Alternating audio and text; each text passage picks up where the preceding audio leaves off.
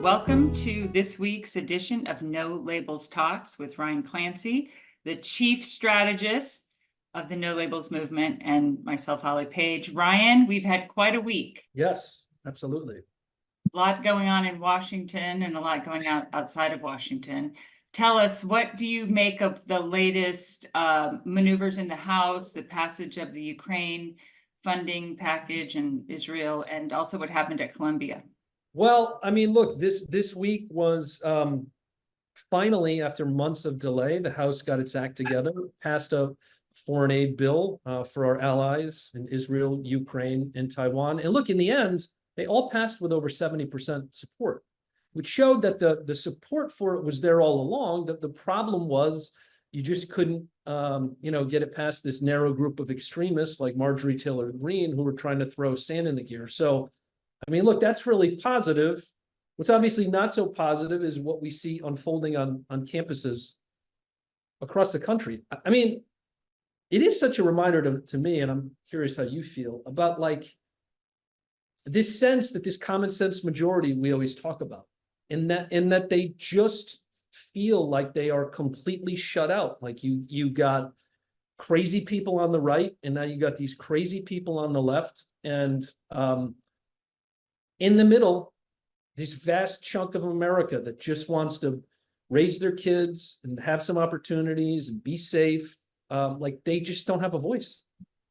I totally agree with that. And I think one of the amazing things that has resulted from our effort to offer a third choice for president in 2024 is this national network that we've created of citizen leaders. The whole No Labels team has been meeting in small groups with the folks that really came along and helped lead this in cities and communities all over the country, and how important it is to people, how deeply they felt about it, and how excited they are to be on the next part of the journey. And I think for No Labels, we've really been transformed as an organization. We always wanted a national network, but it's very hard to do it without kind of an overall, context like a campaign or a potential campaign. And I think as well, one of the amazing things that we created is this database of like-minded voters, 80 million around the country. The last time that there was a rallying cry around the politics of the center, for lack of a better way to describe it, was Bill Clinton, a campaign that both Nancy Jacobson and I worked on. And Ryan, that was before email. Okay. So, the fact that we've been able to identify and we'll have the ability to sophisticatedly communicate with this group of voters is a tremendous, I think, responsibility for No Labels. And now we have to figure out how to deploy it. Well, Holly, because you were there, even like Clinton won, of course, in '92, but the kind of movement to recenter the Democratic Party really started to pick up in the mid to late '80s. And it took a while for it to kind of flourish. Look, even if one of the things when we were in the midst of our 24 project, and people would ask, well, when is the last time a third candidate won? And it was 1860, Abraham Lincoln. He, of course, was a Republican. Of course, the Republicans, though, that party started in 1854. And it took a while for that to flourish. So, I mean, even though No Labels is not a party, we are very much trying to create just a fundamentally different block in American politics. And we're playing a long game here. Yeah, I totally agree. And I like to remind folks in our community that significant change, like we're trying to bring about, always starts outside of political institutions and outside of, currently serving politicians. And you're right about the Republican effort, obviously, the progressive movement, women's suffrage, civil rights, the conservative movement, and the new Democratic movement to reform the Democratic Party, as you say, all started outside of political and government institutions by a small group of citizen leaders who charted a new course, and then courageous politicians come down it, and then followed by many more American voters. So I think we're in tracking with how significant change happens. Yeah, well, look, and that speaks to what we're doing now and what was the subject of the no labels talk that we're about to introduce people to, which is, look, it's only been about 3 weeks since we closed up our presidential effort, but we are already pivoting very quickly to what's next. You know, historically, people who know about no labels know we've been very involved in the House and the Senate, trying to build coalitions there. And today, what's really neat is we had Tom Davis on. Tom used to represent Virginia in the House. He was the head of the National Republican Campaign Committee. He is a expert on all kinds of the rules and everything else. And if you've been wondering to yourself over the last couple of years, there's 435 people in the House. Why is it that a few whack jobs like Marjorie Taylor Greene and the like, why do they seem to have so much leverage in the House? Mm-hmm. The answer is the rules, right? The rules of the House and how it's set up is what gives them that power. And that's what we're obviously going to be talking to Tom about, right, Hallie? That's it. So let's turn to the terrific conversation that you facilitated with Tom. Yes, over to Tom Davis for No Labels Talks.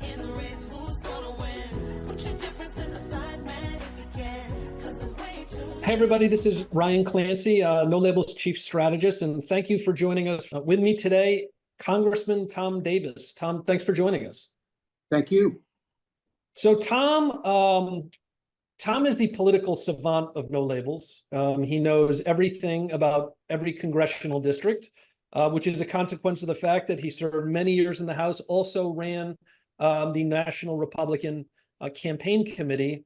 And among Tom's many other talents, he's a real expert in parliamentary and House procedure.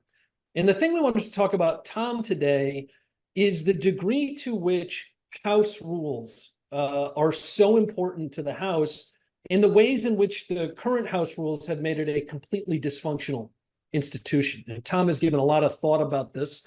And so let's get right into it. Tom, Congress finally managed to pass these series of aid bills. House, Senate did it, sending aid to Ukraine, Taiwan, Israel, as well as a bill ordering the divestment of TikTok.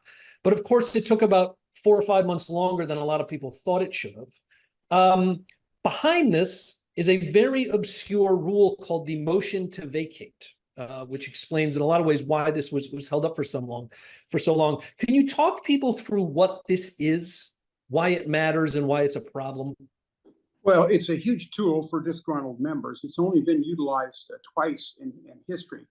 But a motion to vacate basically is any member under the current House rules, it just takes one member, can make a motion to vacate the chair. They can make it a privileged rule, which calls it for an immediate vote if they so choose. And at that point, the House then will vote, do we want to vacate the chair or not? They threatened this with Newt Gingrich some time ago, and the rebellion was quashed. This time it was utilized against Speaker McCarthy. And what happens is a majority of House members move to vacate the chair. It was a handful of Republicans, and I like to say 97% of the motion to vacate was Democrats. And the Democrats' feeling was simply that the Republicans control the House. Let them pick this. If they can't pick the Speaker, we're going to let them do it. We're not going to bail McCarthy out. After all, he called for impeachment of the president. He's a leading fundraiser, et cetera, et cetera, et cetera. So it took both parties to do it. But if the minority party, which basically under House rules has no rights except to pick up their paycheck and make up the quorum, if they so utilize their muscle, they can combine with a handful of the others to take it out on a motion to vacate with one person. That's the current rule. That's the current rule. In the past, they have raised that bar to 25 members or whatever, but each Congress sets basically its own ladder in terms of how many signatures are needed. And a condition on Speaker McCarthy being able to get a majority of the House was that you'd have this one motion to vacate. So, of course, that is what really gave Marjorie Taylor Greene the whip hand here over the course of these last couple months over Speaker Johnson, correct? Well, it gave her the opportunity to make that motion. The question I think the Democrats have learned from the last time, that they understand that this would make the House dysfunctional for several weeks. And I'm not sure at this point because she's vacating the chair because Speaker Johnson did basically something the majority of Democrats wanted to do. Not so certain this time that they're going to help vacate the chair. So, Tom, in the wake of these bills passing, I'm sure you've been talking to some current and former colleagues. And I mean, look, it does not look like some of these far-right members are mollified. In fact, after the Ukraine vote and the Israel vote and the others, Marjorie Taylor Greene says that she's demanding that Mike Johnson resign. And if she doesn't, she's going to try to continue to build support for this motion to vacate the chair. It looks like she's got a couple other members from the fringe, Paul Gosar, others who are behind this. Where do you think this is going, if anywhere? Well, I don't think anybody knows, but my guess at this point is that Democrats, partly because it's Marjorie Taylor Greene, are not likely to be as complicit this time. They can get rid of her motion very quickly by somebody can move to table it. And that at that point, Democratic members could join, or some Democratic members could join with Republican members to table the motion and get rid of it, in which case you'd never come to that vote. Or you could have members abstain, which raises the threshold of the number of votes Marjorie Taylor Greene would have to get to vacate the chair. So they have a couple options ahead of them at that point in terms of how you could thwart her efforts to vacate the chair. I'm not sure she's going to, and look, I think there are a number of Republicans that they've been through this before. The vast majority of them don't want to vacate the chair. And the question is, how many Democrats can you get to abstain or to vote with the Republicans so that the chair is maintained? My guess is they'll have that, because some Democrats, if you're in a Republican-held district, it's a nice bipartisan vote to show you're not a complete partisan. But we'll see how it works out. I want to ask you one other question about the politics of this, because it does sound like there are a lot of Republicans who are really reaching their breaking point with some of these tactics. There was an interview Newt Gingrich gave to Politico this week, and of course, Speaker Gingrich is no one's idea of a moderate, but he really took to task Matt Gaetz, who he called a raging narcissist, and this small group of members that he just thinks are being completely reckless. What do you sense as the sense of the Republicans you're talking to? I mean, have they just had it with these antics, or do they have any way that they could sideline them? Or well, but they're marginalized. Most of these members, they look good on TV when you get them on Fox or Newsmax or something, and they have a good following out in TV land. And maybe among some elements of the Republican base, but in the House, they're pretty useless at this point. They're nothing more than talking heads, and I think there's tremendous frustration in the conference with the way some of these people have acted. Remember this: it's one thing when you're in the minority to constantly throw sand in the gears and be negative. When you're in the majority, you have to produce a work product, and that means having to vote for some things that may not be perfect, but you need to put forward appropriation bills. You need to act on things. You just can't say no to everything. And that's been a difficult adjustment for some Republicans who were used to, who were put up there to put sand in the gears and not to govern. Yeah. Tom, you said something before, which I think a lot of people maybe might be aware of, but you said as the minority party that the Democrats have basically no power. I mean, they can sort of come and hang out on the floor and pick up a paycheck, but beyond that, they have no real power. Yeah, can you talk a bit about what that means? Controls the committees. The whole agenda of the House is controlled by the Speaker and the majority party.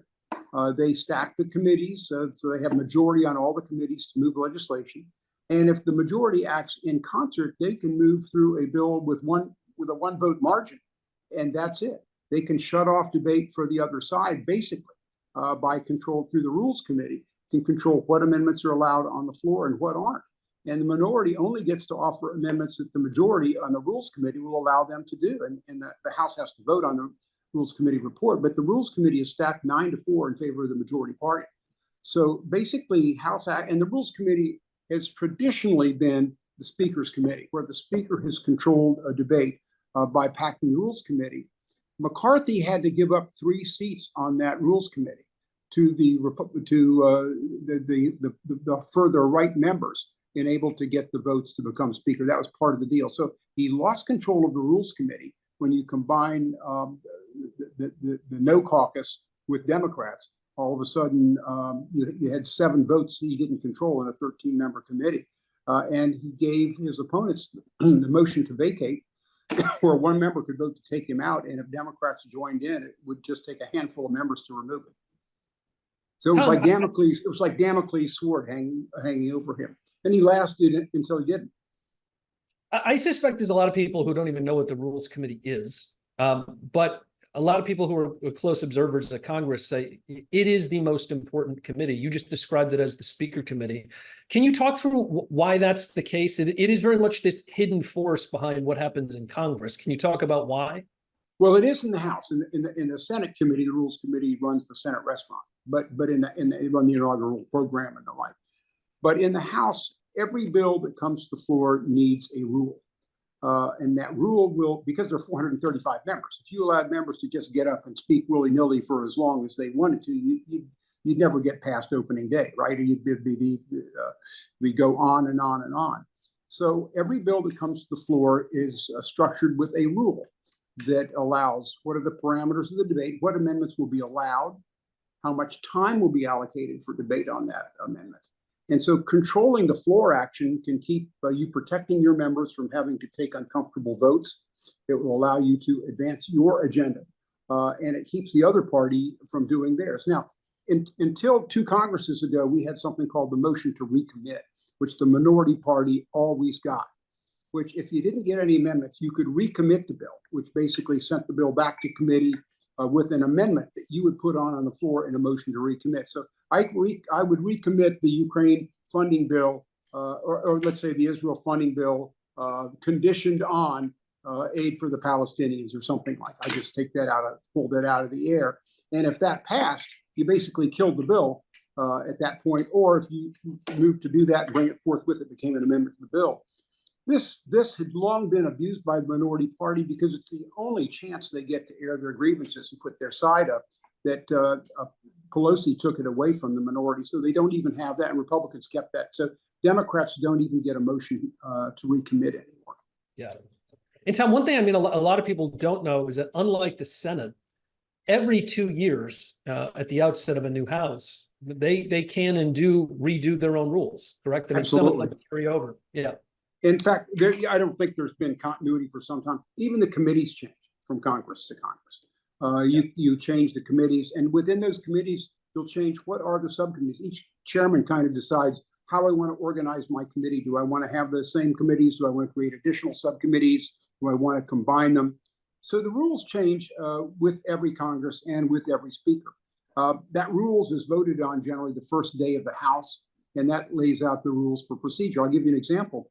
When I was in the House, I was the only member that had subpoena power under his own signature. Other than that, you had to get minority compliance or with your committee before you could move a subpoena ahead, or you had to at least get a vote of the committee.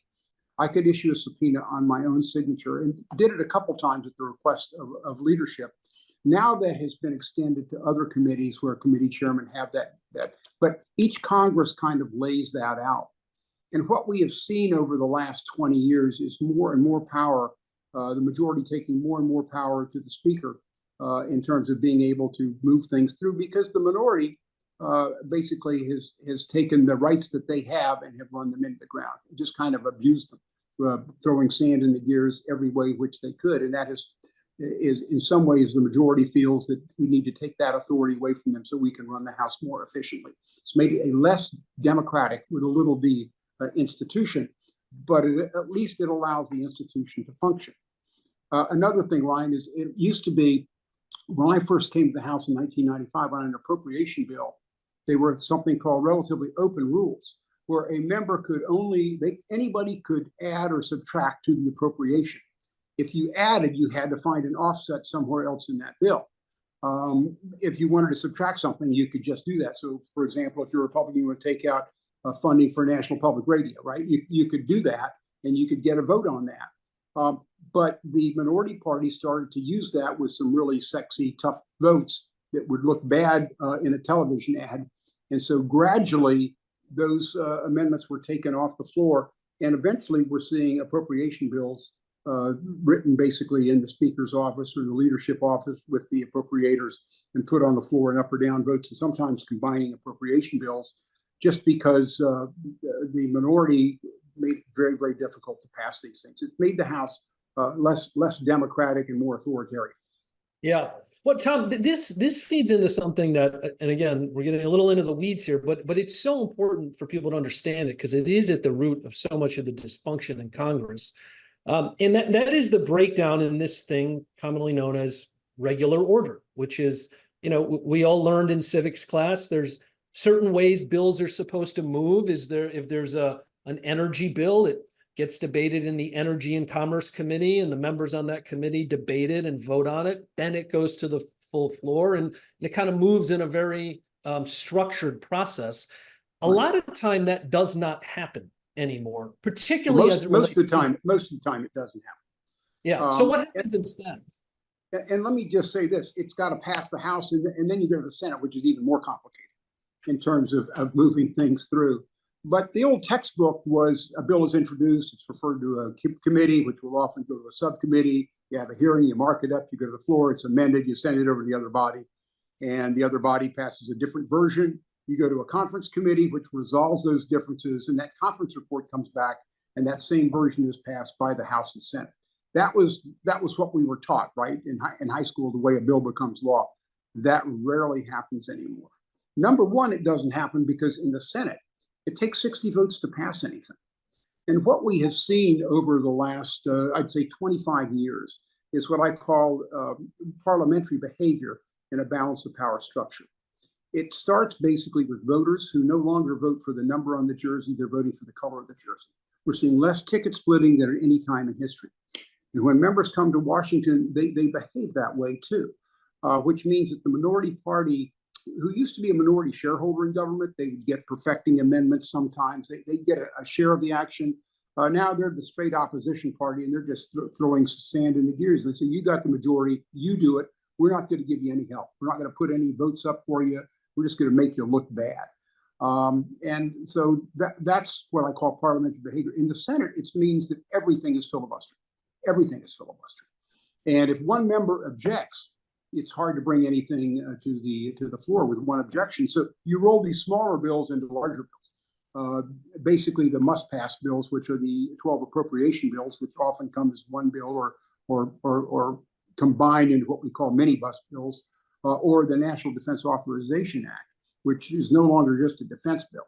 It covers a lot of ground with legislation that maybe somebody objects down the way and you can't get it through on its own, so you attach it to what we call a must-pass bill. Those are kind of your must-pass bills, and that's how legislation becomes law. What that has done is it's taken the average member out of the equation, and it has centralized power, basically with your committee chairman, but more importantly in the leaders' offices. Tom, as you look out over the rest of this year, we've got about 7 months left in the year, though that's a lot less time than you think, because Congress is not in session for lots of those times, and they have some breaks over the summer and everything else. I mean, now that we have these aid bills passed, do you think anything else meaningful, other than stuff to keep the lights on, is going to move this year? Is there any prospect that something could get done on immigration, border, anything?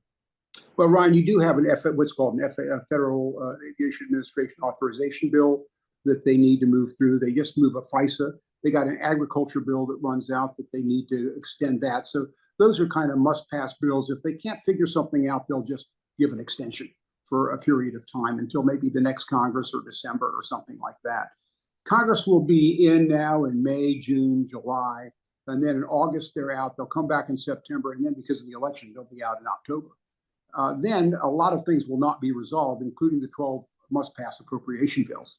So the fiscal year starts October 1, and what you'll find is that none of the appropriation bills for that year will have been passed. They will be running on a continuing appropriation under last year's formula, in all likelihood. This is the norm. The last time Congress passed all 12 appropriation bills at one time, it was 13 bills then, was 1996. And they only did it that year because we shut the government down twice the year before, and we were going in election cycle, and we wanted to look at it. But it just normally the fiscal year, October 1 starts, and agencies don't know what their budget is. That means no new starts. It means contracts can't get let. Everything's kind of on autopilot. If you're a government contract and you were counting on a contract being renewed or a new start, you have to carry your people because that money just doesn't come through, because should an agency spend that, they run afoul of something called the Anti-Deficiency Act. So for the rest of this year, you still have 12 appropriation bills that are supposed to go through before October 1st.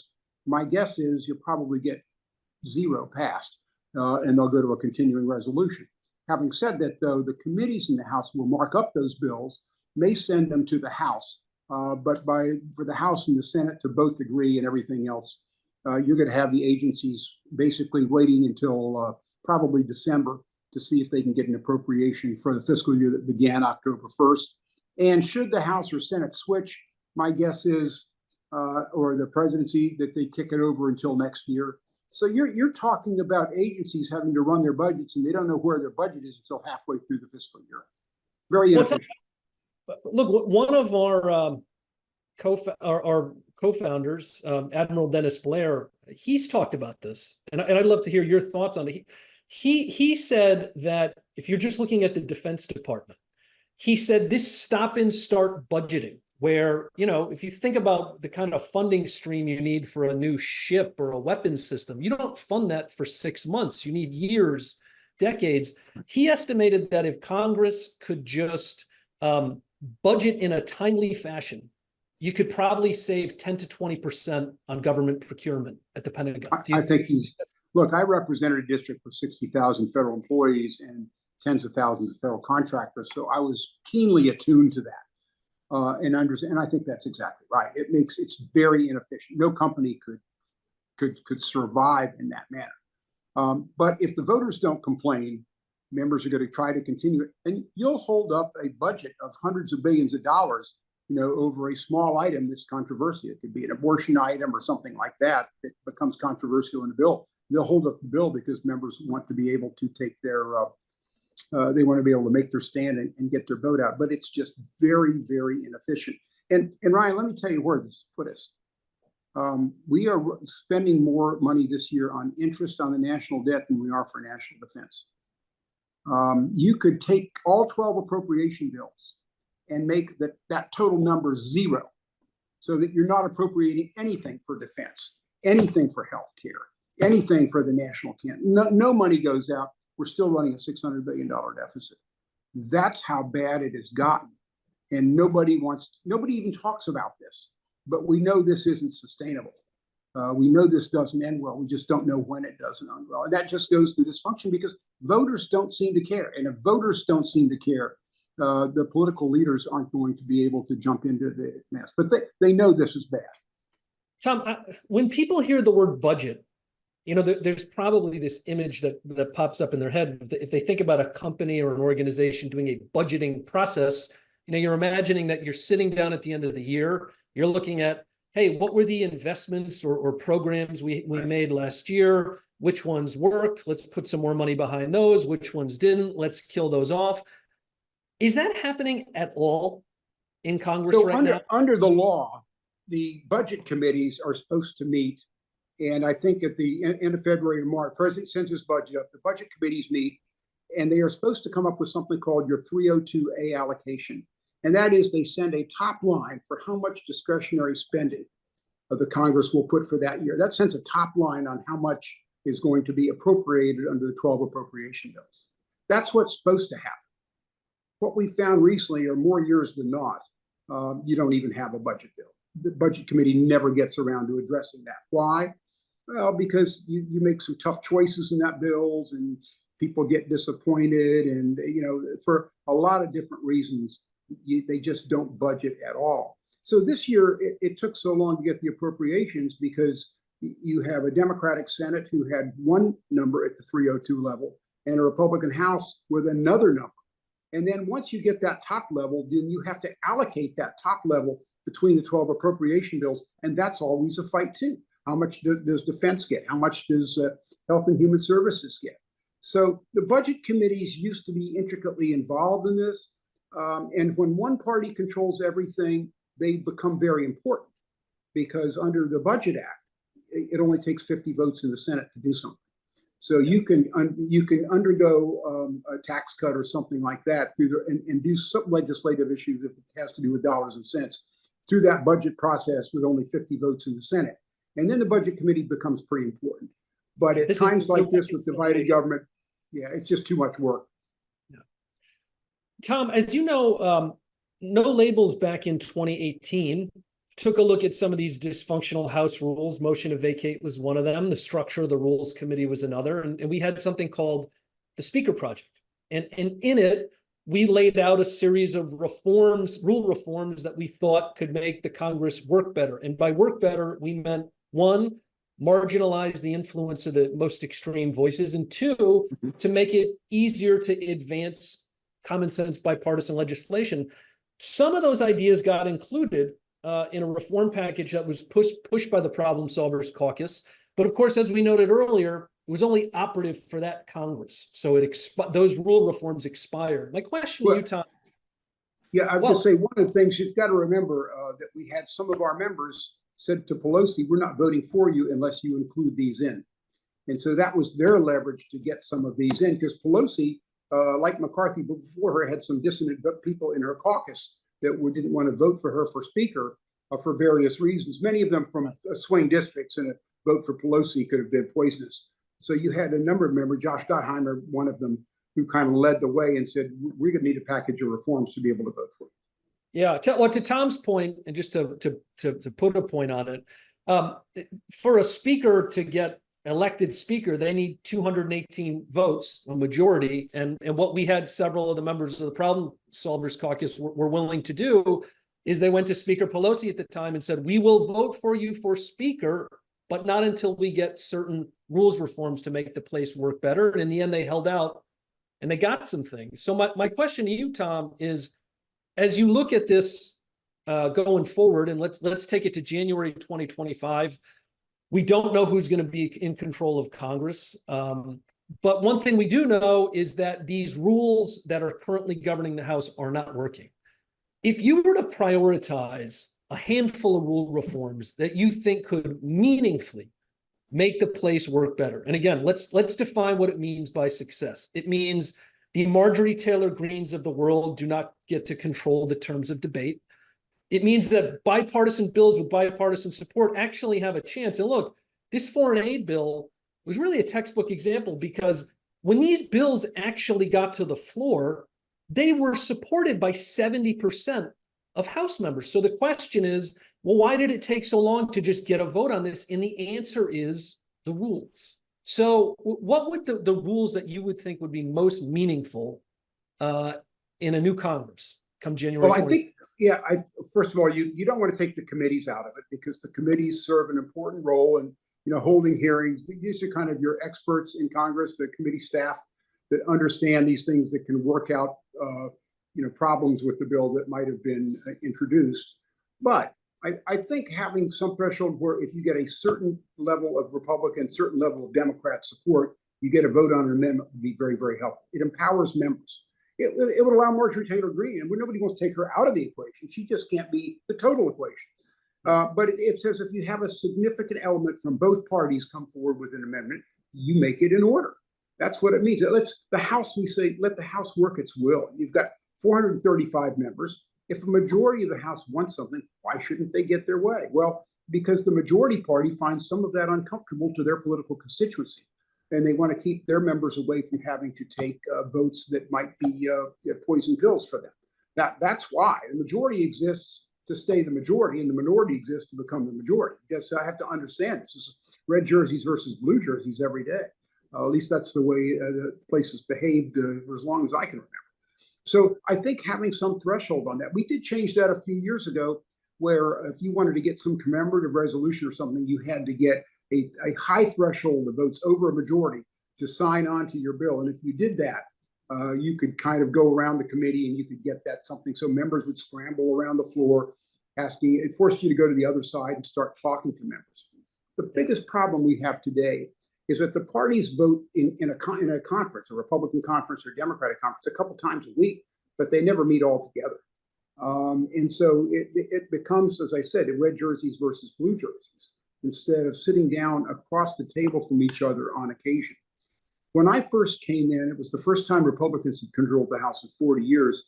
We held some what we call bipartisan retreats, where you could take your families and we sit on a weekend and we got into small groups, not only got to know each other, we had briefings on some of these difficult issues like the budget, so that at least everybody was singing from the same sheet of music and looking at the same facts. Today, everybody's got different facts. You know, we have a saying, people don't tune into the news for information, they tune in for affirmation. And the crap to content ratio coming over the internet and some of these media outlets is such that members go around with completely different understandings of what's going on, and certainly their constituents do. It just makes it hard to govern because we're not all dealing from the same sheet of paper. We don't know each other.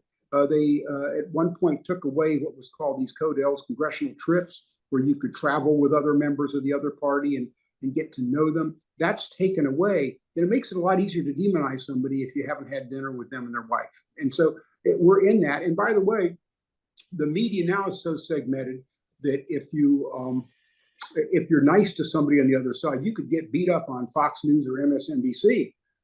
It's a rhino, or I don't know what the Democrats call people, but it's just not conducive to bipartisan behavior right now. It's just not the group speak of the media right now. Media is very siloed, and it's just made it very hard. Tom, what about the motion to vacate as you look at the next Congress? I mean, is the answer to just eliminate that as a tool? Is the answer to raise the threshold? So meaning I think it's an important tool. As I said, it's only been utilized twice in history, and once was with McCarthy, and the other side, the incumbent speaker Cannon used it to help himself. So, but look, let's say you got a speaker that's indicted, and you can't get rid of him, right? Because there's no way, you have to have that avenue, but it should be a very, very high threshold.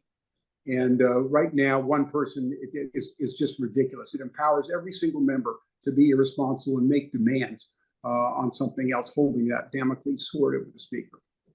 Yeah. Tom, I'd be remiss, given that you have such a keen political eye, if I didn't ask you to talk about where you see the current election headed. You, of course, were very closely involved with the effort No Labels had over the course of the last 2 years to get ballot access, try to create the opening for a unity ticket. We, of course, as we announced a couple of weeks ago, still thought there was an opening, just didn't think we found candidates that could fill that opening and actually take it all the way. So now we have a Trump-Biden rematch with the RFK wild card. How do you look at the race as it stands today? Do you think there's a prohibitive favorite? Do you think RFK in the end is going to have a meaningful impact on the race? There are so many variables between now and November that I could walk out. What's going to happen with the Trump trials? Where's the economy going to be? Where's the war in the Middle East go? Where, oil prices, all of these kind of issues that you have no idea where this is going at this point. And that's going to change the mood among a sliver of the electorate. It's going to affect turnout, enthusiasm, and it's going to affect some voters that are still up for grabs. We do know this. These are two of the most unpopular candidates that we've ever seen in history. Both of them are what we say in politics, way underwater, with higher unfavorables than favorables. We know just from past performance and from current polling that this is basically a 7-state race. We're in the electoral college, right? And so you're looking at about 7 states. And how those 7 states split back and forth is going to determine who wins the presidency. So if you're running for president, you're going to spend a lot of time in Nevada and Arizona and Michigan and Wisconsin and Pennsylvania and North Carolina. You know where the swing states are at this point and where you need to spend your time, because it's not impossible for a Trump to carry Oregon or for a Biden to carry Tennessee. These aren't impossible; they're unlikely. But if they carry that, they will have carried a lot of other things before they get there. So you focus on where is that. In addition to that, you've got a Senate that is 51-49 now. And I say this in all candor, the West Virginia seat for the Democrats is gone. So that brings it to 50-50. And then you're fighting basically Democratic incumbents, about 6 of them, that are kind of on the bubble. So the Democrats are on defense. Not impossible for them to hold the Senate, but it's really uphill when you look at having to hold seats in Montana and Ohio, where Trump is likely to win, and then other states that really are right on the bubble and swinging, and the polling shows this. And then you've got the House, where you really got to have 30 seats are going to determine who controls the House in a very closely matched House at this point. And we just don't know where this goes because we don't know what the atmospherics are going to do. We know both parties are going to spend a lot of money on the ground getting their votes out. That's why the party, they love to have these long election days, because people who might not want to vote, it gives you 45 days or 30 days to talk to them, kind of beat them up and get their absentee ballots in and the like. But, if somebody doesn't want to vote, they're not going to vote. And so we just don't know how all this plays out at this point. We don't know if there will be debates. We don't know who Trump takes as a running mate. These are all factors that if I knew all those and where it was going to be, I could probably tell you. I will say the polling today shows if the election were today, Donald Trump wins because he's going to take Arizona, he's going to take Nevada, he's going to take Georgia. And then probably right now he's walking away in Wisconsin. He'll take North Carolina. But probably takes Wisconsin. 2 polls out today showed him ahead there. But I'm not sure that's going to be true a month from now once these campaigns are. And the other thing is there'll be a wash in money. Both parties are going to have more money than they know what to do with. Looks like the Democrats will have slightly more money. So you're going to be watching a lot of TV ads. You have a lot of people calling you, texting you, going to your door trying to get you to vote. And, at the end of the day, it's a small group of swing voters in the middle that are going to make this decision at this point. And they're not tuned into the election yet. These people don't think about politics. Tom, are there any states? I mean, we all know the states you're talking about, the swing states that everyone's focused on, the Pennsylvania, the Arizona, the Georgia, the ones that decided the 2020 election.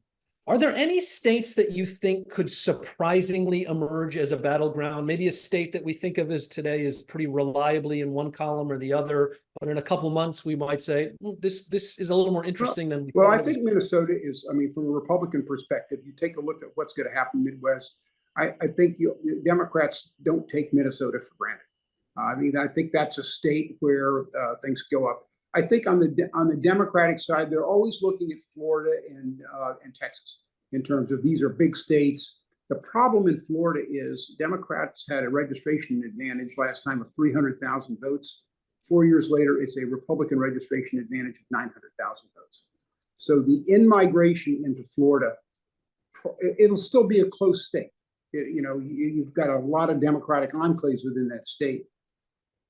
But when you take a look at that changing demographic, it probably makes that state bulletproof both for Scott and for the president. Democrats have an abortion referendum in Florida, which they think may help them, but it's a very, very expensive.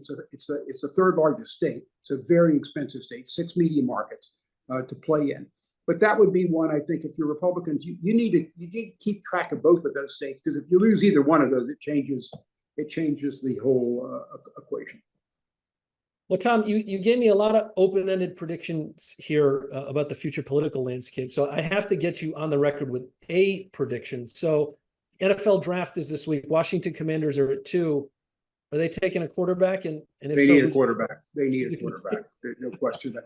Last good quarterback we had, RG3, and then we ran him into the ground in the playoffs. He got injured and never came back. So they need that.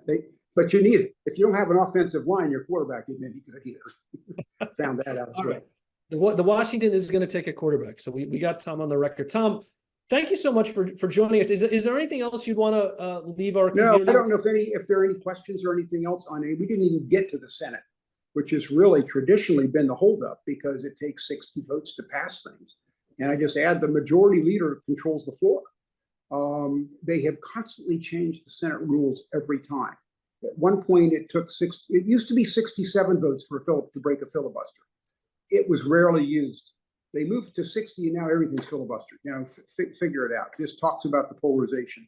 The nominations, the Democrats controlled the Senate, but with a 60-vote threshold for nominations, they couldn't move their nominations to the floor, even for sub-cabinet positions. So they changed, Joe Biden, as vice president, changed 150 years of precedent and decided from the chair, it only takes 50 votes. for judges and everything but the Supreme Court. Well, the Republicans came in and said, well, you changed it for that. We're going to change it for the Supreme Court. So I think you always have that threat of, do they take away, if you can do this in a ruling from the chair on the assumption that courts aren't going to step in, will they do that for legislation? That would, of course, make the Senate, in a sense, more like a parliamentary system, more like the House. And it might work while you're in power, but when you're out of power, you sure enjoy that filibuster. But I think that's going to be an ongoing debate in terms of how does the Senate react now? Once you've crossed that Rubicon and changed the rulings, changed over 100 years of precedent with a ruling from the chair, that the majority uphold that ruling from the chair, really, what are the rules anymore? And so I think both parties will wrestle with this, and you'll find they'll get increasing pressure from their base. You have a majority, why don't you change the filibuster rules? And it would have happened last time, except for Manchin and Sinema held out on the Democratic side. Well, Tom, let me close on that question, because that's. Do you think the filibuster is dead? Meaning we have had here for years now, the kind of extreme voices in both parties have really been chipping away and pushing for the elimination of the filibuster. As you noted, Manchin and Sinema in this Congress stood in there and said, no, look, this is one of the last bulwarks we have, sort of forcing Democrats and Republicans to work together. Do you think after the election, no matter which party wins, there's going to be pressure to get rid of the filibuster again? Well, I don't think there's any question there'll be pressure from the party base who controls the Senate. It says, we control it. Why are we letting these other guys? No question you're going to hear it from MSNBC or Fox or whoever. They're going to be fired up. And it sounds great. But, all of a sudden you're in a minority the next cycle and you're sitting there and you're getting run over. You're saying, oh, why did we do this? So really, that's the trade-off in this. But I think there's going to be pressure. My own gut is that the Republicans won't change it, even if they get to 53, 54 votes. They recognize this. McConnell's such an institutionalist. They're so dug in on this. But, the Democrats were dug in before. You had over 29 senators sign a letter saying they'd never change the filibuster, and then came out to change it once that pressure changes. So you just never know. Because if your only race, remember this important thing to understand, for over 80% of the Senate and House, the only race that matters is the primary. It's all about my primary voters. November is just a constitutional formality because these are one-party constituencies. And primary voters are a thin slice of the electoral pie. They don't reward compromise, they punish it. And that's what's really made this difficult. And when you add to that the way the media is so siloed now, and primary voters on the Republican side get one sense of media and the Democrat get their information from somewhere else, it just makes it very, very difficult. And that's really what's changed over the last 20, 25 years. Well, Tom, look, thank you so much for joining us. No doubt when we get on the other side of the election, when we get to actually talking about how and what rules need to be fixed, we'll want to have your insights more on this. So Tom, thank you for joining us. Thank you. And Ryan, I'm just proud to be part of the